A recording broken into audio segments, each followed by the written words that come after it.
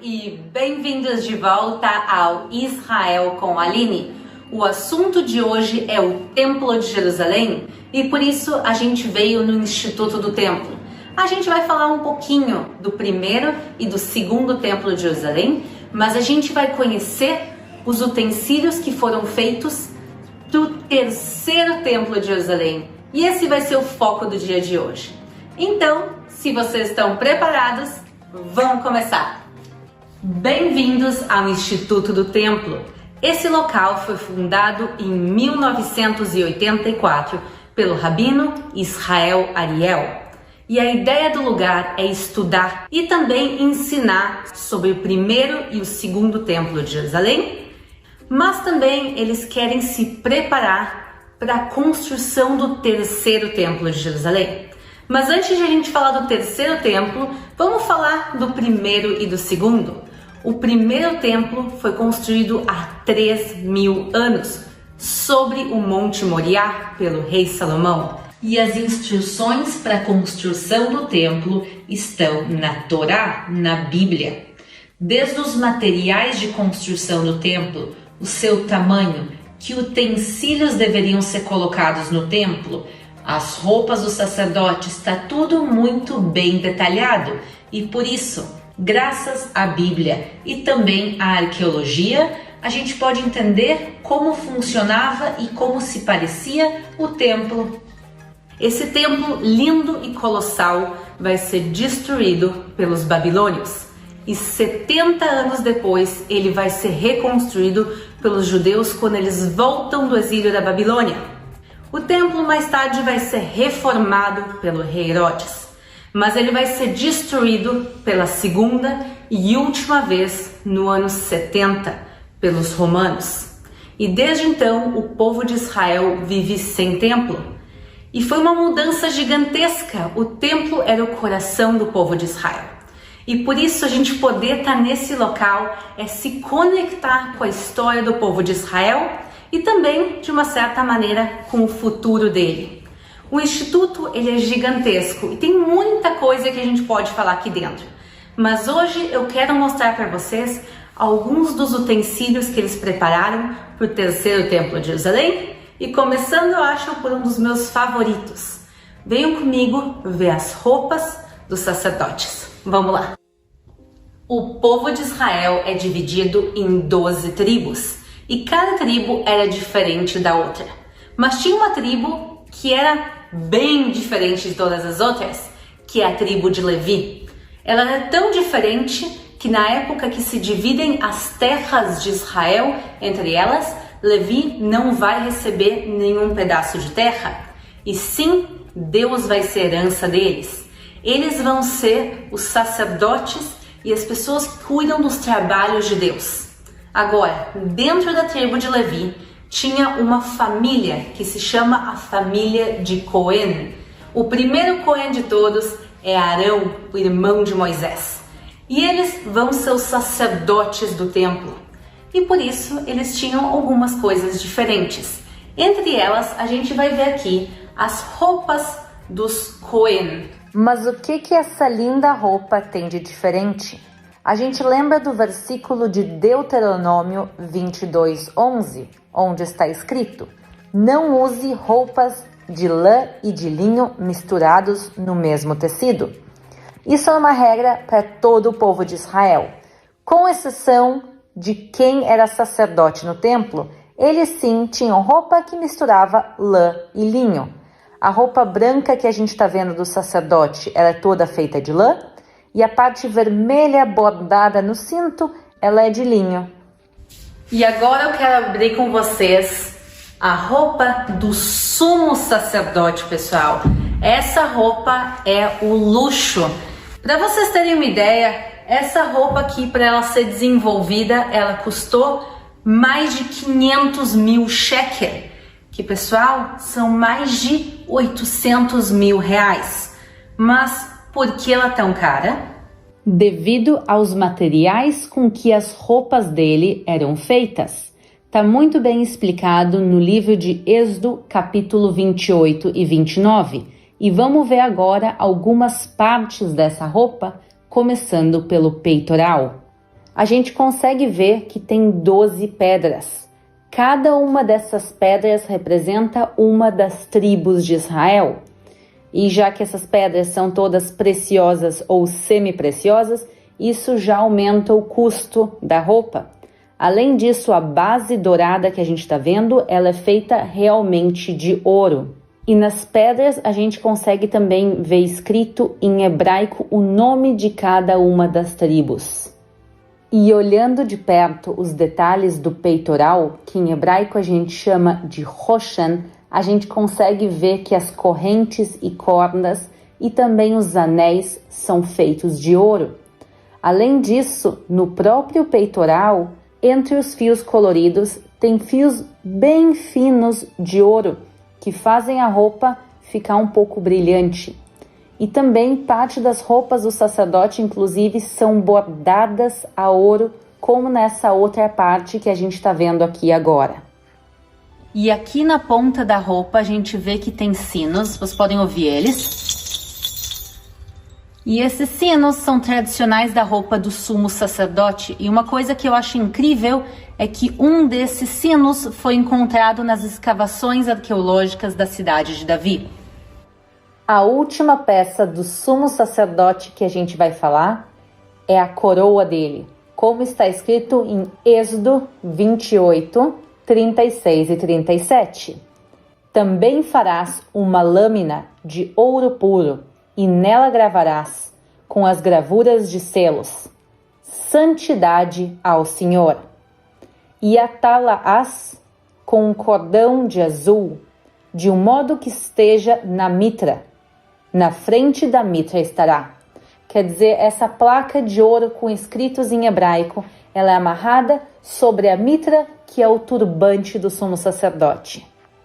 E outra coisa que tem aqui é a Hatzlotzra, que é a trombeta. Essas trombetas eram usadas pelos levitas. E como vocês sabem, ou pelo menos os que viram alguns dos outros vídeos aqui no canal, a família, pelo meu lado materno, sim, eram Cohen, e quer dizer que também são da tribo de Levi, então eles me convidaram aqui também a tocar ela. Ela é feita de prata pura e ela é tocada pelos levitas no templo, no momento que se faziam sacrifícios e em outros momentos festivos. Então, vamos lá, é pesado, pessoal.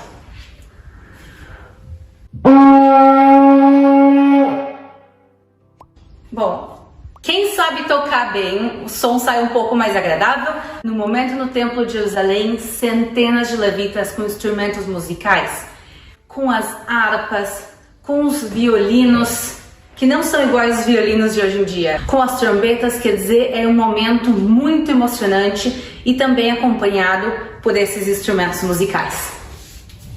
Aqui do nosso lado, a gente vê o altar do incenso. O uso do incenso, ele é um trabalho fundamental do templo. Por isso, ele tinha muitos e muitos detalhes. Ele era feito, o altar em si, e esse também, pessoal, ele é feito segundo as instruções bíblicas.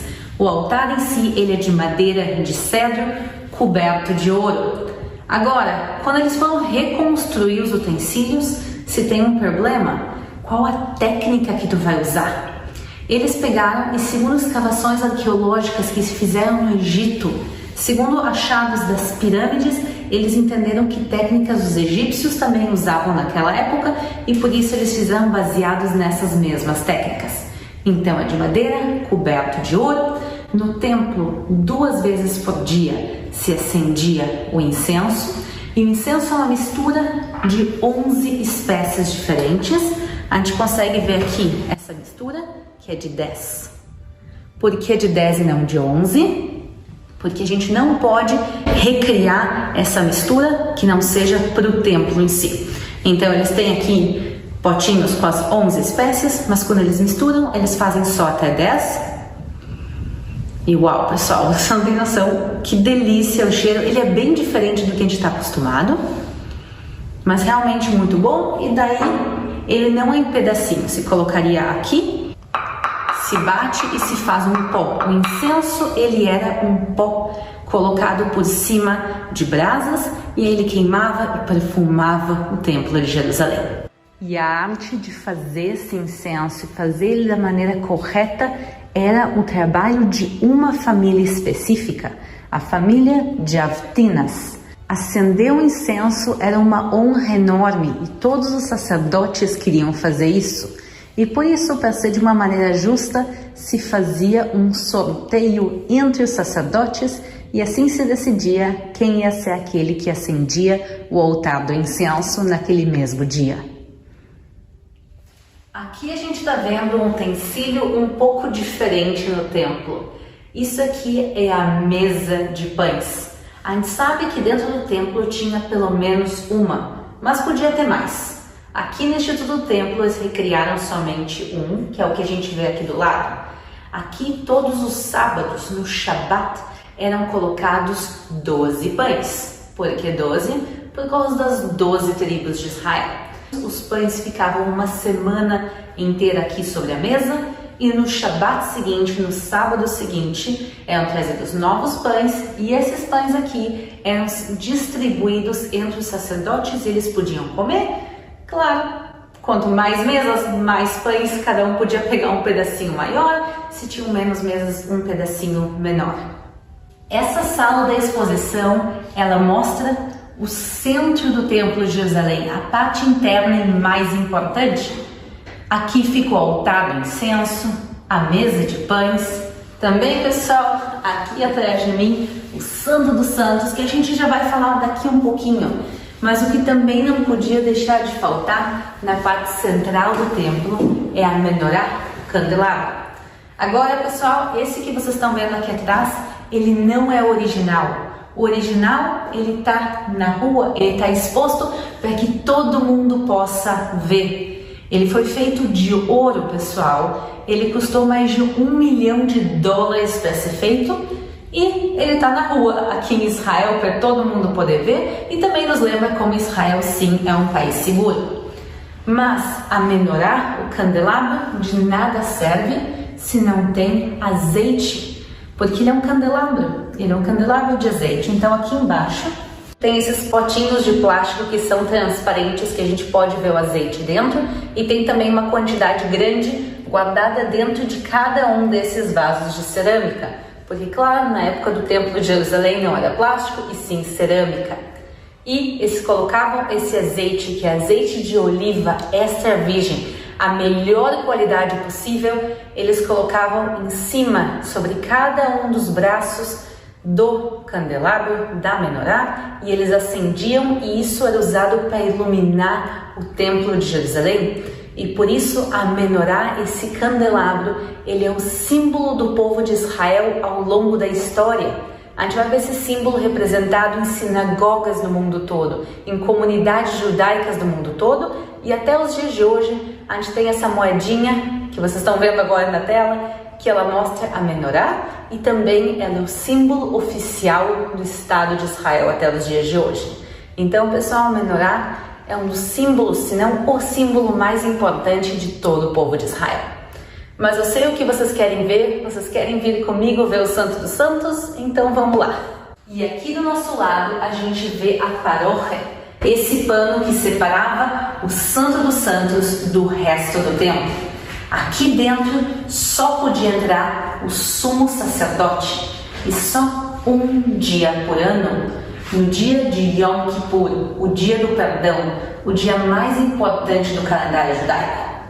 Vamos agora abrir. Obviamente esse não é o Santo dos Santos original, aqui a gente está vendo como ele se parecia. Onde fica o Santo dos Santos? O Santo dos Santos, ele fica hoje em dia no Monte do Templo, no local onde Abraão foi fazer o sacrifício do seu filho Isaac. Os utensílios que tem aqui no Instituto, eles são todos utensílios feitos para serem usados no terceiro templo de Jerusalém, com uma exceção. A Arca da Aliança, por mais linda que ela seja, ela é uma réplica que nos ajuda a entender como a original se parecia, porque a importância da Arca da Aliança é o que tinha dentro dela, principalmente as tábuas da lei, com os 10 mandamentos. Quando os babilônios destroem o templo de Jerusalém, há 2.600 anos atrás, a Arca da Aliança vai desaparecer. Mas a realidade é que no segundo templo de Jerusalém já não tinha arca. O local, o Santo dos Santos, continua, mas a arca já não tinha e por isso, pelo menos até o momento, pelo que a gente saiba, o terceiro templo, por enquanto, não tem arca.